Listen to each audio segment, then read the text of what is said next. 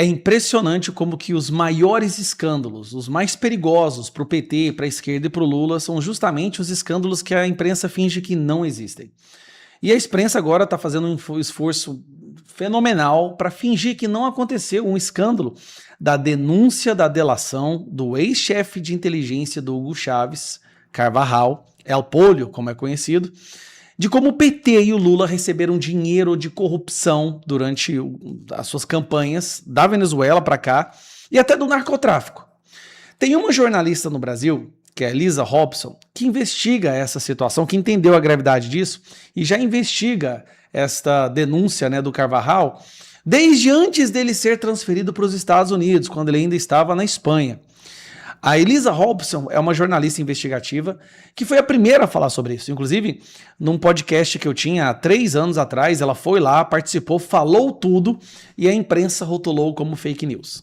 Pois agora que saíram esses novos documentos, e também na imprensa latino-americana, menos da brasileira, mas na imprensa latino-americana que saiu sobre essa denúncia, ela participou de uma live com a Ludmila Lins Grillo, que todo mundo conhece, que é uma juíza brasileira que está exilada no Brasil, nos Estados Unidos, justamente porque ela denunciou os crimes do Alexandre de Moraes e do STF. Mas só escuta isso daqui para você entender a gravidade e por que a imprensa está se esforçando tanto para colocar isso em silêncio. Agora tivemos a notícia de que ele decidiu apresentar documentos e provas de que a PDVSA financiou PDVSA é meio que a Petrobras, é a estatal petrolífera da Venezuela, tá? Legalmente a campanha de Lula no Brasil.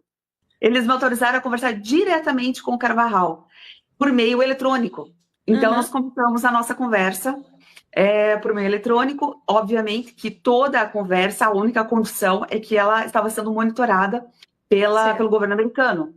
Eu fiquei muito feliz porque, para mim, é uma segurança, né? Mostra ali, é bom que eles acompanhem toda a minha conversa, as minhas perguntas com ele, porque justamente me sinto bem, né? Em saber que eu não preciso me defender, que eu estou fazendo uma coisa correta e às claras, porque eles mesmos estão acompanhando. Então, cada pergunta e cada resposta dele nessa conversa que eu tive agora diretamente com ele, que para mim já foi, como você disse, subir um degrau. Isso foi muito importante, tanto para mim como jornalista, poder conversar direto com a fonte, sem intermediários, quanto para esse papel de investigação que a gente está fazendo, que é mais interessante ainda.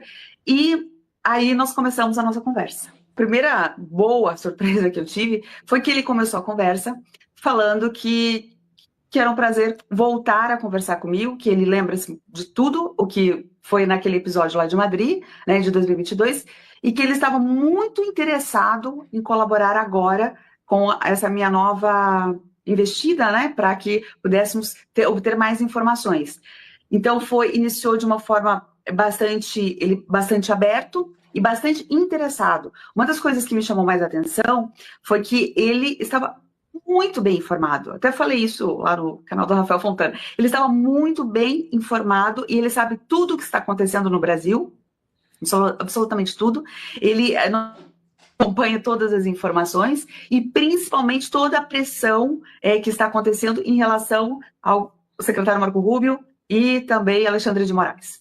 Então, ele sabia... Poderia dizer para a gente mais ou menos a visão dele sobre isso que está acontecendo no Brasil? Sim, eu perguntei, né?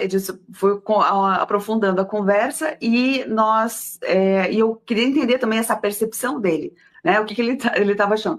E ele continua, ele insiste, né, que Lula é um criminoso como Nicolás Maduro. Vocês ouviram essa parte? Vamos voltar aqui só um pouquinho. O que o Carvajal falou do Lula? É um criminoso como Nicolás Maduro. Ele insiste, né, que Lula é um criminoso como Nicolás Maduro. Esse aí, que falou que o Lula é um criminoso como Nicolás Maduro, é o Carvajal, que está condenado a 20 anos de prisão por narcotráfico, narcoterrorismo. Era o braço direito do Hugo Chávez e foi responsável por mandar dinheiro de corrupção da Venezuela para partidos e líderes de esquerda e da extrema esquerda na América Latina. A Venezuela, através da corrupção e do narcotráfico, ajudou a eleger os principais nomes da esquerda na América Latina.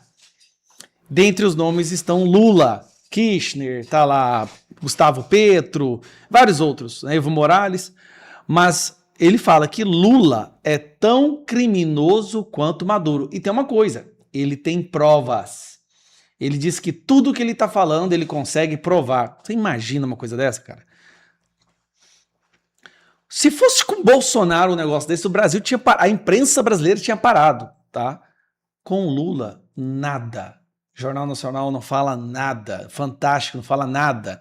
Eu não vi uma matéria no Estadão nem na Folha de São Paulo. Só que o cara tá na justiça, tá preso nos Estados Unidos e o Departamento de Justiça dos Estados Unidos está tendo acesso a essas informações e vão usar isso para mais sanções contra o Lula. Agora você imagina uma Magnitsky contra o Lula. Cara, esse povo não tá entendendo. Todos os crimes dessa facção criminosa chamada PT virão à tona e eles serão responsabilizados por tudo que eles fizeram. Não pela justiça brasileira, infelizmente. Quem sabe um dia, né? Por enquanto, vai ser pela justiça dos Estados Unidos.